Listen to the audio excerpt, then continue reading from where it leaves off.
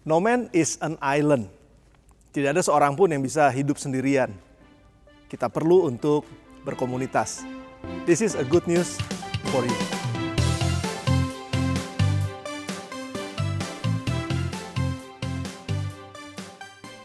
Semua makhluk ciptaan Tuhan yang diciptakan oleh Tuhan itu secara natur harus hidup berkomunitas.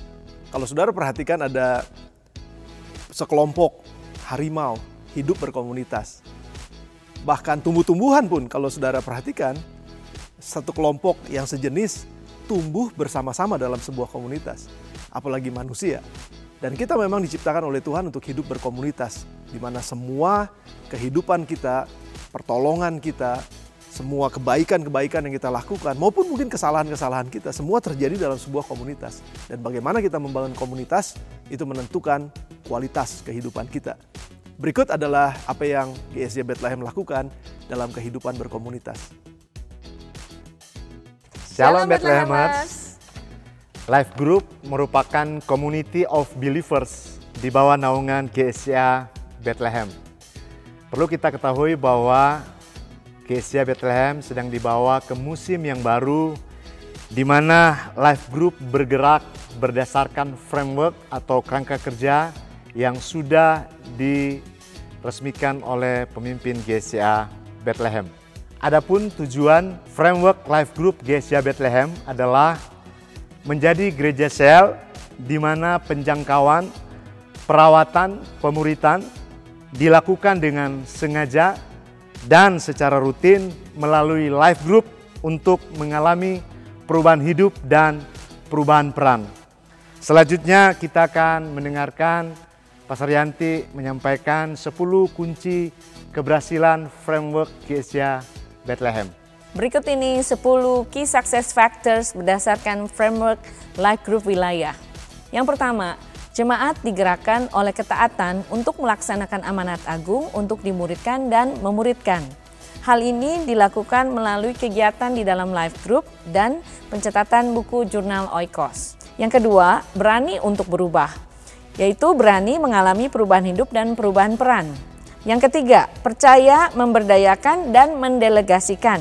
Hal ini dilakukan melalui penggembalaan berjenjang. 4. Keterlibatan aktif dalam penggembalaan dan kepemimpinan mulai dari gembala sampai dengan LG Tim Inti secara mendalam. Melalui pertemuan Life Group Leaders atau LGL yang dilakukan secara rutin yang dahulu kita kenal sebagai SKK. Yang kelima, materi Life Group yang relevan untuk penjangkauan, perawatan, dan pemuridan. Ini kita dapatkan lewat bahan live yang disediakan oleh gembala sidang yang diturunkan melalui LGL. Yang keenam, memperlengkapi kepemimpinan tim inti, yaitu melalui training-training yang diadakan seperti training teologi dasar, training konseling dasar yang akan dilakukan di dalam tahun berjalan. Yang ketujuh, metode cara pengajaran LG yang menarik, dan hal ini akan terus diarahkan oleh kepemimpinan yang ada di tiap LGL yang ada di 5 wilayah. 8. Tindakan-tindakan kepedulian. Ini merupakan program yang menunjang buku jurnal Oikos yang sudah diakomodir di dalam anggaran Life Group wilayah. Yang ke-9, berjalannya pelaksanaan dan evaluasi program kerja Life Group dan kesinambungan jenjang Life Group. Hal ini dilaksanakan oleh gembala wilayah bersama dengan tim Core yang menjadi orang-orang kunci di dalam wilayah. Yang ke-10, infrastruktur dan sistem administrasi yang efektif. Kita sedang membangun aplikasi untuk pencatatan pelaporan secara virtual sehingga mempermudah pekerjaan administrasi dalam Life Group. Sementara ini aplikasi sedang diuji coba di wilayah selatan dan apabila sudah lancar akan di-launching ke semua wilayah yang ada. Demikianlah ke-10 key success factors yang kita doakan akan menjadi alat bantu untuk perkembangan dan kemajuan Life Group yang ada di GSJ Bethlehem. Mulai minggu depan kita akan menyaksikan beberapa tayangan kesaksian dari jemaat-jemaat Life Group yang sudah mengalami perubahan hidup dan perubahan peran. Oleh sebab itu jangan lewatkan tayangan The Good News setiap hari Sabtu jam 5 sore. Tuhan Yesus memberkati. Demikianlah penjelasan singkat mengenai komunitas Life Group yang ada di GSJ Bethlehem. Dan saya ingin mengajak kepada saudara sekalian yang belum terlibat di dalam komunitas Life Group GSI Bethlehem, terlibatlah.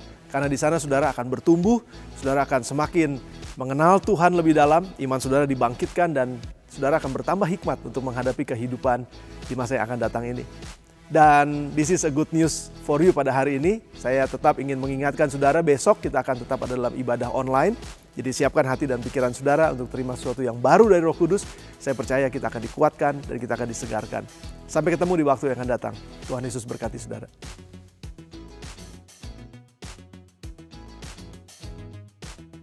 In his ministry, Pastor Arif Multi Ardania.